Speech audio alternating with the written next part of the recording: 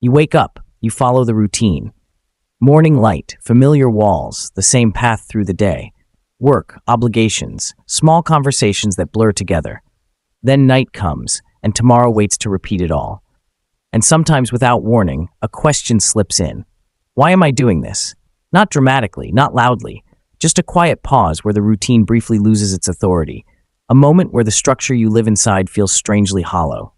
Albert Camus had a name for that moment. He called it the absurd. The absurd is not despair. It's not sadness. It's clarity. It appears when two things collide. On one side, your human hunger for meaning. You want purpose, explanation, a reason your life unfolds the way it does. You want your effort to point somewhere. On the other side, a universe that offers no answers, no explanation, no confirmation, only silence. Camus described it as the confrontation between our demand for meaning and the world's refusal to provide it. You ask life why. Life doesn't respond. Most people spend their entire lives trying to escape this realization. They fill the silence with stories, destiny, purpose, a plan. Not always because they're false, but because silence is uncomfortable. Camus didn't mock this instinct. He understood it. But he asked a dangerous question. What if you didn't run? Once you truly see the absurd, Camus said there are only three honest responses. The first is to exit life entirely. If existence has no meaning, why continue? Camus took this question seriously, not casually, not dismissively. If life is meaningless, isn't ending it the most logical conclusion? And yet he rejected it. Not for moral reasons, not out of fear, but because suicide to Camus was a form of surrender. It says, the absurd defeated me. It's choosing silence over experience. It's deciding that because life has no ultimate explanation, it isn't worth living at all. Camus believed this was backwards. The absence of meaning does not cancel the presence of life. You still feel warmth. You still taste food. You still connect, laugh, suffer, notice. Ending life because it lacks meaning is treating meaning as more valuable than experience itself. And Camus refused that trade.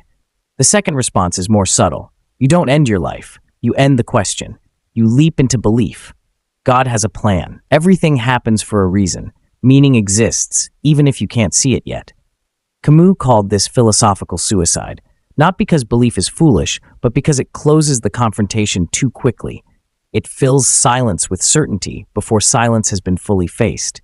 You use reason to discover the universe doesn't answer your questions, then abandon reason to pretend it does. Camus saw this as a betrayal of intellectual honesty, not cruelty, not arrogance, just refusal to look away from what you already saw. Once you've noticed the silence, you cannot unknow it, you can cover it, but somewhere inside, you remember. And so Camus offered a third path, revolt, not political revolt, existential revolt. You accept the absurd fully, no denial, no escape, no illusions. Life has no built-in meaning, and you live anyway. This is the absurd person, someone who does not hope for cosmic justification.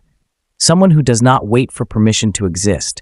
Someone who creates meaning knowing it will dissolve. And that's exactly why it matters. Revolt is not resignation. It is defiance. It is choosing to love without guarantees. To build knowing it will decay. To care even when nothing lasts. Not because it leads somewhere eternal, but because you are alive now. The absurd person doesn't need suffering to teach a lesson. Pain is allowed to be pain. Loss is allowed to be loss. No hidden narrative required. Camus believed freedom appears when you stop demanding life explain itself, when you stop asking, what is this all for, and start asking, how will I live inside it?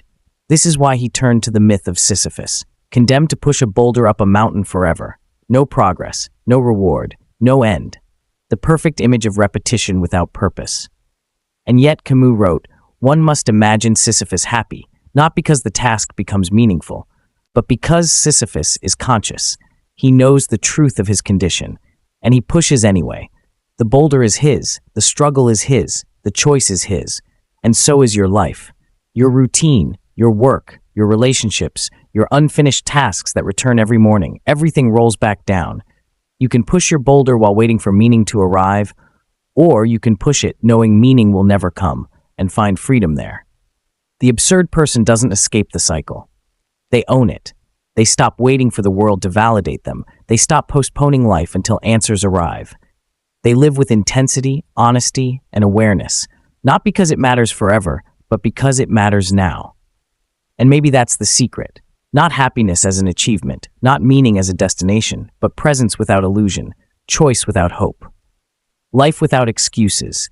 You wake up, you push your boulder, it rolls back down, and you push again. Not because you must, but because you can. And in a universe that offers you nothing, that choice might be everything.